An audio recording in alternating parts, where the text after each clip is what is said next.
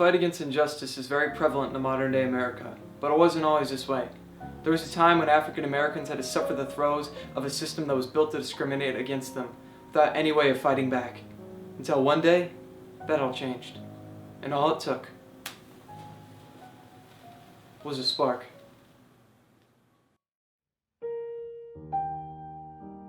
This is Rosa Louise McCauley, also known as Rosa Parks. You most likely are already aware of who Rosa is, but if not, let's recap.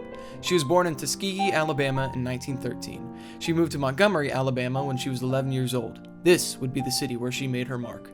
On December 1st, 1955, Rosa boarded a Montgomery transit bus on her way home from work. On Montgomery buses, there was a policy of segregation, where the seats in the front of the bus would be reserved for white people, while the seats in the back would be reserved for black people. About midway through Rosa's ride, a white man boards the bus. At this point, all of the seats in the white section are taken, so the bus driver asked the passengers sitting in the first row of the back section to move back another row, adding another row to the white section. But Rosa stood her ground and refused to move, thereby cementing her name in history. She was later arrested off of that bus, causing multiple things to be set into motion. One of these things was the community of Montgomery organizing a bus boycott. The person leading this boycott was a young reverend by the name of Martin Luther King Jr. The boycott went on for over a year, and Rosa lost her job because of it. It didn't end until the government ruled that bus segregation was unconstitutional, setting into stone the first win of the civil rights movement. After the success of the Montgomery bus boycott, a group was formed. This group was called the Southern Christian Leadership Conference. This group's intention was to replicate the success of the Montgomery bus boycott by using non-violent tactics to combat injustice. The president of this group was a young Martin Luther King Jr. This group wanted to bring the fight to injustice and segregation. Later on in the year, Dwight D. Eisenhower signed the Civil Rights Act of 1957 into law. This act helped to protect African American voter rights, cementing another win for the civil rights movement.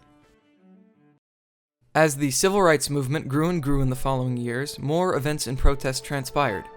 Like when 4 college students in Greensboro refused to leave a whites-only lunch counter until they were served. Or when 6-year-old Ruby Bridges became the first to integrate into William Frantz Elementary School. Or when the Freedom Riders protested against segregation by taking bus trips throughout the South. Even though these brave people were met with violence, it didn't stop people from taking a stand, bringing national attention to their cause. Ordinary people all around the country taking stands against injustice and helping where they can. And as momentum built and built, this happened. I have a dream that one day this nation will rise up and live out the true meaning of its creed. The March on Washington was one of the most iconic and influential events in American history. 250,000 people banding together to march on Washington to stand for jobs and freedom, and to stand against injustice. This was no doubt the peak of the civil rights movement. People around the nation watched and listened to this historic pillar in American history.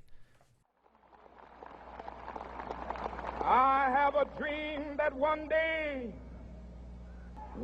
right there in Alabama, little black boys and black girls will be able to join hands with little white boys and white girls as sisters and brothers. I have a dream today. The civil rights movement and fight against injustice then continued. Tragedy would strike, and the civil rights movement would respond. But there was one tragedy that no one was ready for.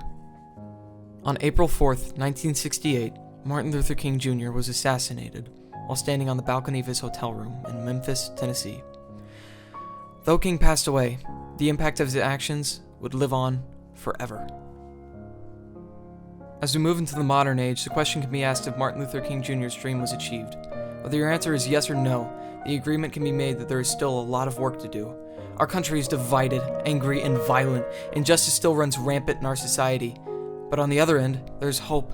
There are people taking a stand against injustice, people fighting for what is right, people spreading love and hope. And as we can learn from these influential people of the past, it doesn't take a superhero to make a change. It just takes a person willing to fight for what they believe in. Because at the end of the day, all it took was a spark.